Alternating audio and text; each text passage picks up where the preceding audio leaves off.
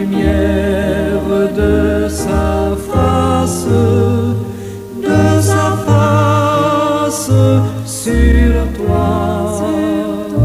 sur toi, use de grâce envers toi et te donne la paix, et te donne la paix.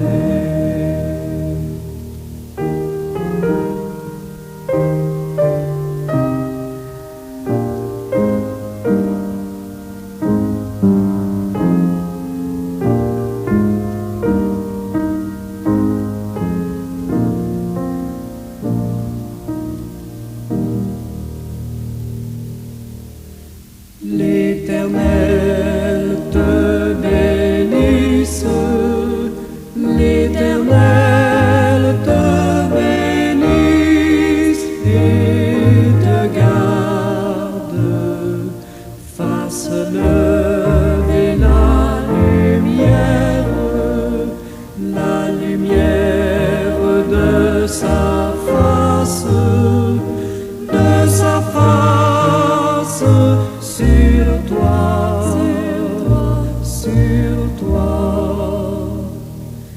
use de grâce envers toi et te donne la paix, et te donne la paix.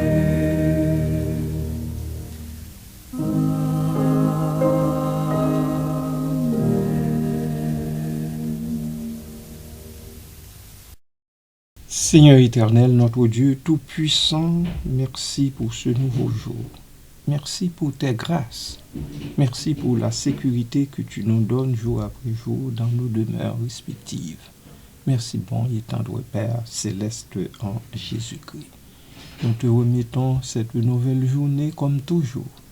Et nous nous attendons à ce que tu nous visites, tu nous soutiennes, tu nous protèges de toutes les tentations et de tous les pièges du mal.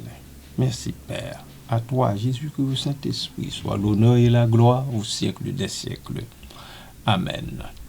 Bien-aimés de Dieu et amis à l'écoute, bon matin, bonjour, que sa paix, sa grâce, ça soit sur vous. L'Apocalypse biblique et les derniers jours. L'Apocalypse, également connu sous le nom de livre de la Révélation, est le dernier livre du Nouveau Testament et de la Bible. Elle est souvent perçue comme un texte mystérieux et complexe, abordant des thèmes de fin du monde, de jugement et de rédemption. Brièvement, je vais survoler aujourd'hui les principaux éléments de l'Apocalypse, ses symboles et les interprétations des derniers jours, selon la tradition chrétienne, bien entendu. Contexte historique. L'Apocalypse a été écrite par l'apôtre Jean, probablement vers la fin du 1er siècle, à une époque où les chrétiens faisaient face à des persécutions sous l'Empire romain.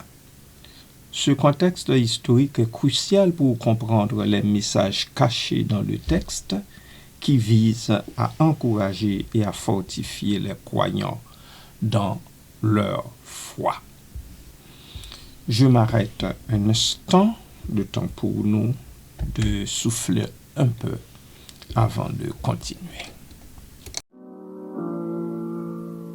Il va venir le Seigneur que j'adore, bientôt sa voix retentira du ciel. À mes regards l'horizon se colore, des deux rayons du soleil éternel.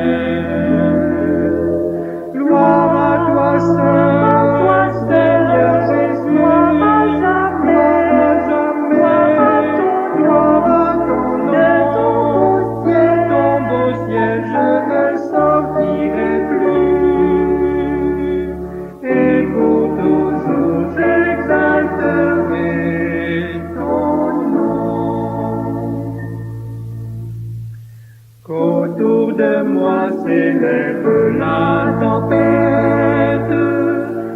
suis en paix car tu veilles sur moi.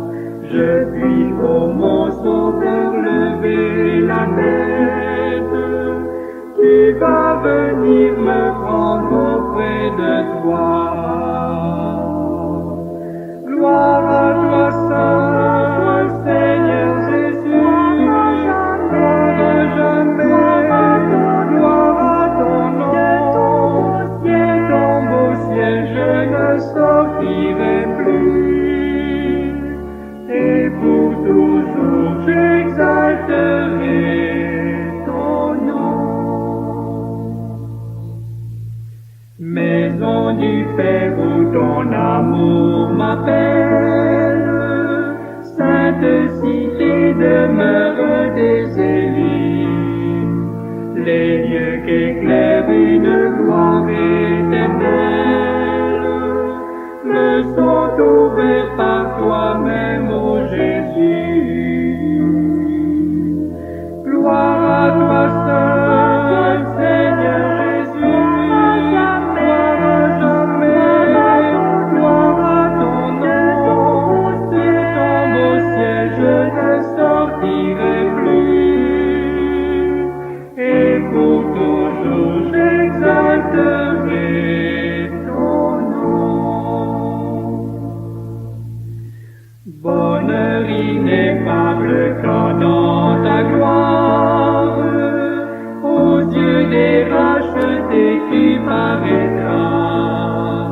Jésus avec le cri de la victoire, près de toi pour toujours tu me prendras. Gloire à toi, Saint Seigneur Jésus. Gloire à jamais. Gloire à ton nom. Et ton beau ciel, je ne sortirai plus. Et pour toujours, j'exalterai ton nom. Oui, Seigneur Jésus, merci pour ton soutien indéfectible. Oui, jour après jour, tu nous gardes par ton amour, tu nous soutiens, tu nous mets à l'abri, ô Dieu, de tes ailes. Merci Seigneur, béni soit ton nom à jamais. Amen. Je continue avec la structure du livre. L'Apocalypse est divisé en plusieurs sections clés. Premièrement, nous avons le prologue et les lettres aux églises, chapitres 1 à 3. Jean adresse des messages aux 7 églises d'Asie mineure, les exhortant à rester fidèles malgré les épreuves. 2. Nous avons les visions célestes et le jugement, chapitres 4 à 11. L'apôtre décrit des visions du ciel, des jugements divins et l'ouverture des sceaux symbolisant les calamités à venir. 3. La bête et le faux prophète, chapitres 12 à 14. Ces chapitres introduisent des figures symboliques représentant le mal et l'opposition à Dieu. 4. Les jugements finaux, chapitres 15 à 19. Le récit des 7 coupes de la colère de Dieu et la chute de Babylone, symbolisant la fin des systèmes oppressifs, les systèmes que vous et moi nous connaissons au fil des ans, des siècles et des jours. 5. Le règne de Christ et le jugement dernier, chapitre 20, 21 et 22. La victoire finale de Christ sur le mal, le jugement des morts et la promesse d'un nouveau ciel et d'une nouvelle terre. Alléluia. C'est un rempart que notre Dieu. Même si on nous fait des injures, on nous fait connaître toutes sortes d'atrocités qui existent en ce bas monde. Amen.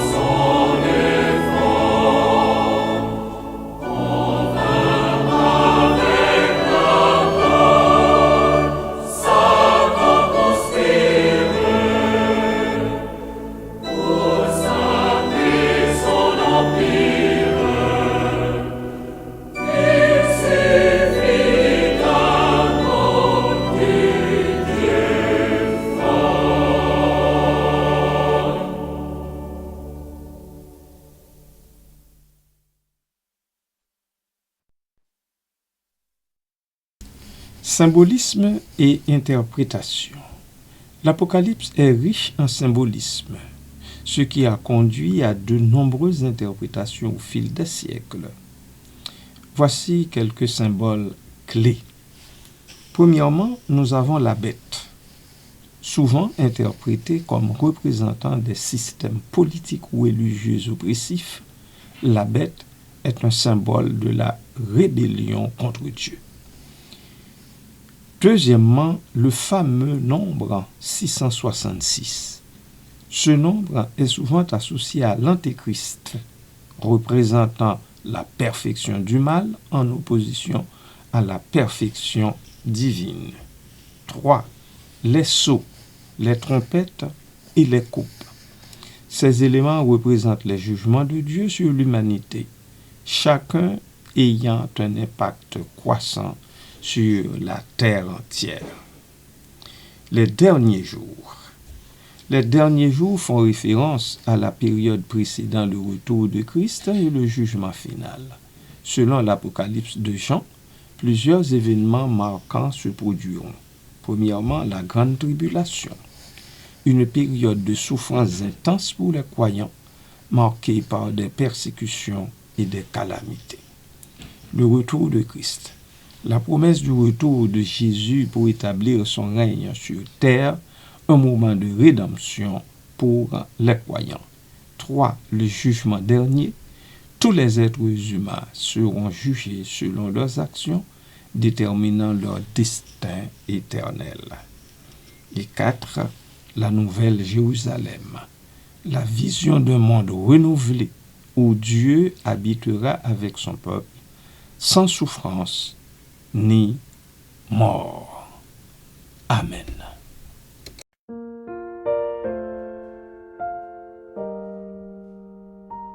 Il est un Dieu qui calme les tempêtes, qui entend le cri des âmes inquiètes. Sa main puissante apaise l'océan, il est l'encre sur le Dieu tout-puissant. C'est lui mon refuge, ma force et ma paix.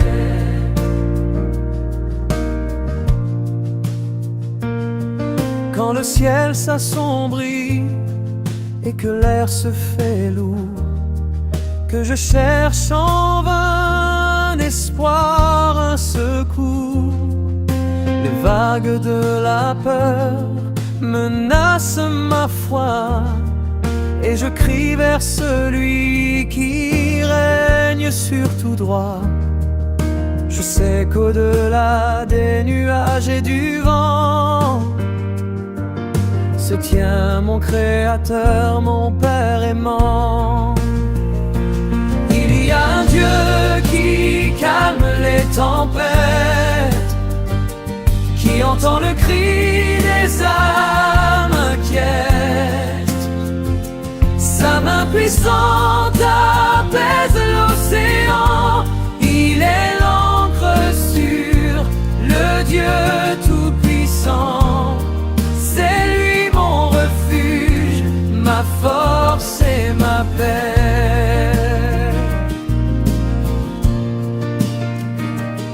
Je me souviens de l'histoire des évangiles luce, de Christ endormi à bord au milieu des flots. Quand ses disciples pris de panique et d'effroi l'ont réveillé disant: Seigneur, sauve-nous de toi. D'un seul mot il a dit: silence, arrête-toi. Et l'eau agitée s'est aussitôt calmée là.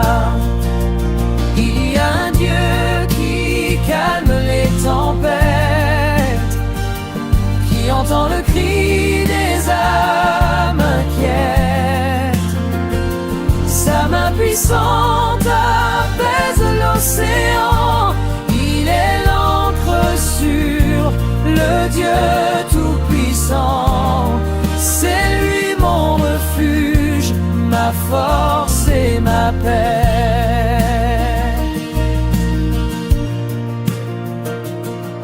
Les épreuves de la vie sont comme des torrents qui emportent parfois nos plus beaux serments.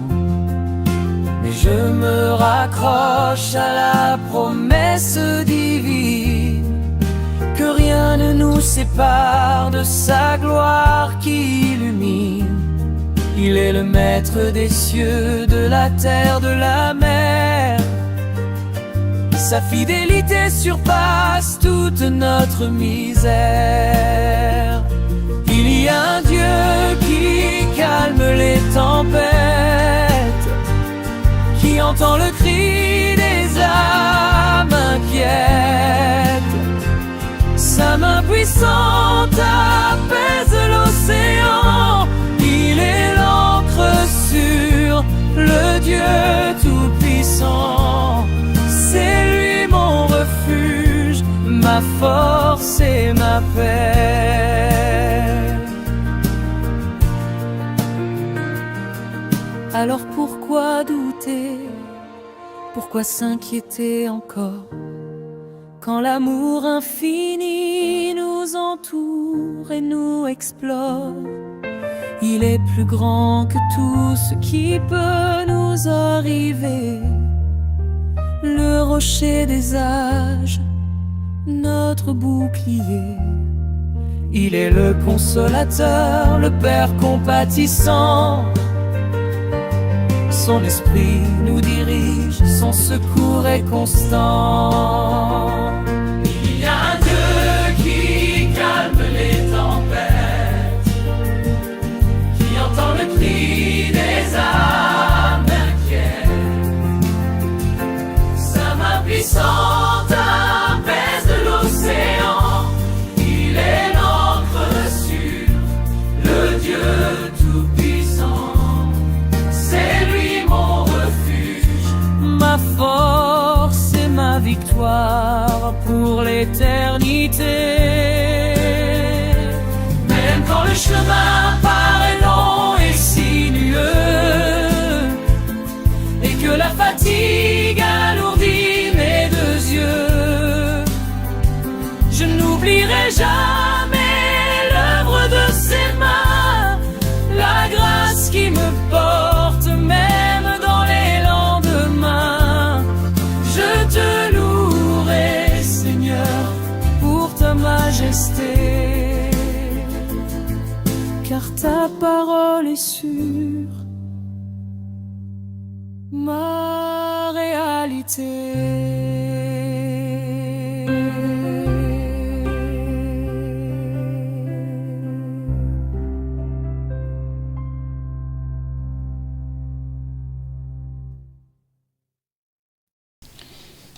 Diverses interprétations théologiques. Les interprétations de l'Apocalypse varient considérablement parmi les différentes traditions chrétiennes. Prémillénarisme. Cette vue soutient que Christ reviendra avant un règne de 1000 ans sur terre, règne durant lequel les croyants régneront avec lui. Post-millénarisme. Selon cette perspective, le règne de Christ se réalisera à travers l'évangélisation et l'amélioration du monde avant son retour. Il est donc question que le monde soit amélioré, le monde dans lequel que vous et moi nous vivons, soit amélioré avant que le Seigneur Jésus soit de retour. Et finalement, nous avons la troisième position qui se lit comme suit: amillénarisme. Cette interprétation considère que le règne de Christ est spirituel et se déroule actuellement dans le cœur des croyants et croyantes.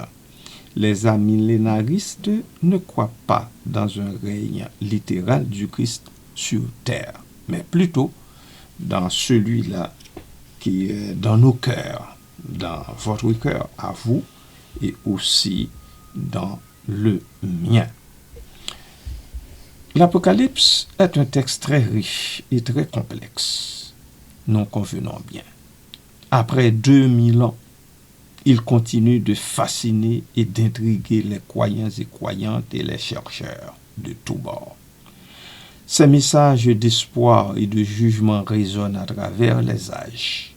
Ils offrent une perspective sur la lutte entre le bien et le mal. En explorant ces symboles et ces thèmes, nous pouvons mieux comprendre non seulement les derniers jours selon la tradition chrétienne, mais aussi notre propre place dans l'histoire divine.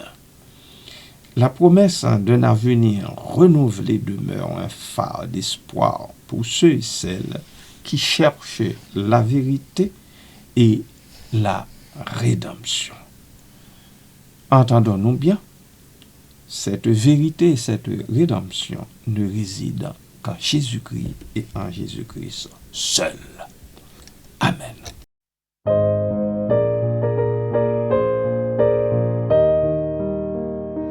Au ciel est la maison du Père, étincelante de beauté, tout en elle est gloire et lumière, ineffable félicité. Vers le ciel, nous marchons vers le ciel. C'est au ciel que notre héritage éternel. Là, le bonheur est sans mélange. Là, le péché ne règne plus. C'est l'amour et c'est la louange. C'est la présence de Jésus. Vers le ciel, nous marchons vers le ciel. C'est au ciel que notre héritage éternel. Dans nos fatigues sur la terre, dans nos combats et nos douleurs, c'est toi, douce maison du Père, que cherchent nos yeux et nos cœurs. Vers le ciel, nous marchons vers le ciel. C'est au ciel que notre héritage éternel. Jour de peine ou jour d'allégresse, tout se brise ou vent orageux, pas à pas avançons sans cesse vers notre demeure des cieux. Vers le ciel, nous marchons vers le ciel. C'est au ciel que notre héritage éternel.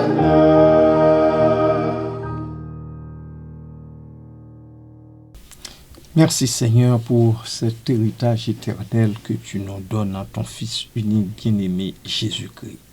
Seigneur des siècles et refuge des fidèles, nous venons devant toi avec un cœur confiant, sachant que tu es notre roc et notre bouclier. À l'approche des derniers jours, garde-nous, ô Dieu, sous l'ombre de tes ailes. Protège nos corps, nos âmes et nos familles des épreuves et des dangers qui peuvent surgir. Donne-nous la paix qui surpasse tout entendement afin que la crainte ne nous domine pas. Fortifie notre foi pour que nous restions fermes dans l'espérance, vigilants dans la prière et persévérants dans la recherche de ta volonté. Éclaire, ô Dieu, nos esprits pour discerner la vérité et accorde-nous la sagesse de choisir la voie conforme à tes commandements. Protège-nous, Seigneur, des séductions du mal, des tentations qui mènent au mensonge et à la division, et de toute violence ou calamité. Préserve nos cœurs de l'angoisse et de la désespérance. Donne-nous la charité pour aider nos frères et sœurs et la prudence pour prendre des décisions sages et compatissantes. Seigneur, envoie ton esprit consolateur pour nous soutenir et garde-nous unis en communauté, solidaires et être prêts à témoigner de ton amour. Que ta présence soit notre sécurité dans la tourmente et que notre espérance en toi soit un phare pour les autres. Nous te confions l'avenir, prends soin de nous, fortifie notre confiance en toi et conduis-nous en salut. Par Jésus-Christ, notre Seigneur et Sauveur, nous t'adressons cette prière. Amen.